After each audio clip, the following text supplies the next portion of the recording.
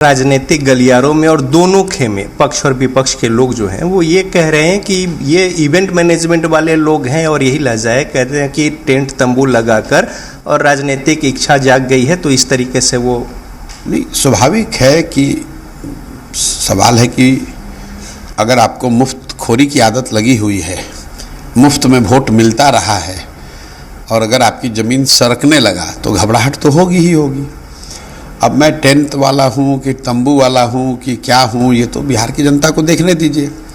बिहार में जितने लोग राजनीति करते हैं, मतलब सामाजिक राजनीतिक तौर पर, वैचारिक तौर पर ज़्यादा सारे लोग हमसे प्रबुद्ध हैं, ज़्यादा उनको अनुभव है, ये तो जनता को तय करने दीजिए। और जो मैं कर रहा हूँ उसको भी बिहार की जनता देख रही है। 2 बरस से बिहार के गांव-गांव में पैदल चल के मैं अपना घर परिवार छोड़कर गांव-गांव पैदल गया हूँ। और अगर ये टेंट तंबू वाला काम है तो टेंट तंबू वाला ही समझ लीजिए। अगर मैं टेंट तंबू वाला हूँ, मेरी कोई विसात नहीं है, तो फिर उनको घबराने की, रिएक्शन देने की ज़रूरत क्या है?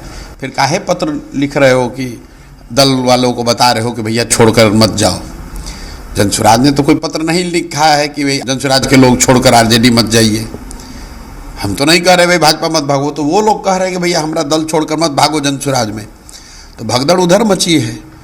अब उनको अपने लोगों को बताना चाहिए कि भाई तो टेंट तंबू वाले लोग हैं, तुम तो राजनीति करने वाले बड़े विचारवान स्वच्छ छवि के आदमी हो, तुम काहे जा रहे हो टेंट तंबू वाले के यहाँ? तो कहे, बताए उसको, अपने नेताओं को, अपने कार्यकर्ताओं को, लोगों को।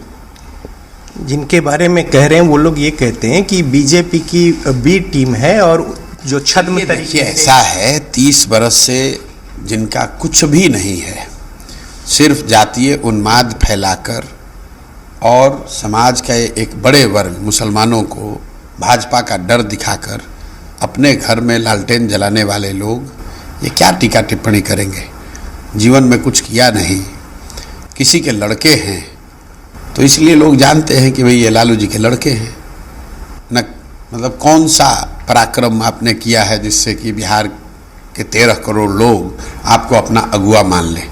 आप बहुत बड़े पढ़े लिखे विद्वान हैं, या आपने समाज के लिए कुछ किया है, या आप किसी क्षेत्र में जीवन के आपने कुछ हासिल किया हो जिससे बिहार का गौरव बढ़ा हो, बिहार के लोगों के लिए, बिहार के बच्चों के लिए कभी आपने कोई संघर्ष किया हो, कहीं बिहार का नाम झंडा बुलंद किया हो? कुछ तो नहीं किया है। बाबूजी का दुकान है, बाबूजी हटे तो खुद बैठ गए, उससे क्या फ़र्क पड़ना है? और इनके कहने का क्या फ़र्क है? इनके कहने का तो कोई मतलब नहीं है। सवाल है कि जो लोग ये कह रहे हैं, अब उसके लालटेन का किरासन तेल निकल रहा है, उसको मालूम है कि जब किरासन तेल निकल जाएगा तो बत्ती कितना देर जलेगा। तो ये जो आरजेडी दल है, ये इसका किरासन तेल है मुसलमान। मुसलमानों का सबसे ज़्यादा शोषण अगर किसी ने किया है तो राजद वालों ने किया है, क्योंकि उनके मन में इन्होंने ये राजनीतिक बंधुआ मजदूरी घुसा दिया कि तुमको अगर अपनी ज़िंदगी बचानी है, तुमको अगर भाजपा से सुरक्षित रहना है, तो तुमको हमारे लालटेन में किरासन तेल बन के जलते रहना है, हमारा झंडा उठाना है, हमारे पीछे चलना है। तुम अपने बच्चों की चिंता मत करो, तुम पढ़ाई की चिंता मत करो, तुम रोजगार की चिंता मत करो, तुम अपने समाज के भले की चिंता मत करो, तुम भागीदारी मत मांगो, खाली भाजपा के डर से हमको वोट देते रहो। नतीजा क्या हुआ?